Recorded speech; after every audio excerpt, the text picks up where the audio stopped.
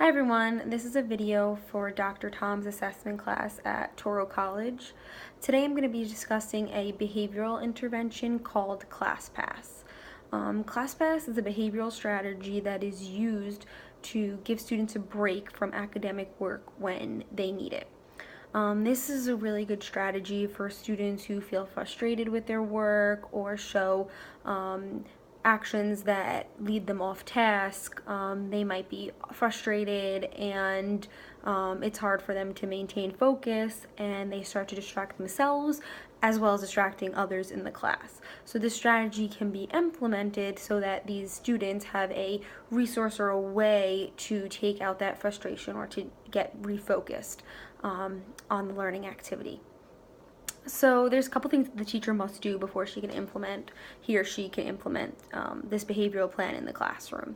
The first thing is you have to decide how many breaks a student gets.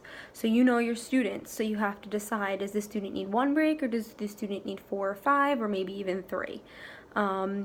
And from there, the teacher has to decide how long that break should be for that particular student. And from that, student needs to know, okay, so how long is my break going to be, how often I can take them, as well as what does my break look like so that they don't interrupt instruction for the rest of the class. So it's important that the students communicated this information clearly before the behavior plan is implemented in order for it to be successful for the student and the teacher. So some breaks, what can they look like? Some ideas that were given in the article is the student can draw at their desk if that's a way to relieve the stress or frustration. Some students need to go to a corner and sit in a cozy corner and relax. Just take a minute to themselves or 3 minutes to themselves before they can go back and return to their work. Another idea is they can get some computer time. And again, these breaks can be catered towards each individual student to meet their own interests and needs. So sometimes that the student needs to know when they can't take a break in class, and that would be for an example, during an exam, the student can't get up, and that information also has to be given to the student before the intervention starts. And as a student, they need to know how they can receive a break. So that procedure of the student raising their hand and the teacher waiting, okay, I acknowledge you could take your break now, they hand in their break pass. And then they can go ahead and complete the activity that helps them get refocused on the learning task.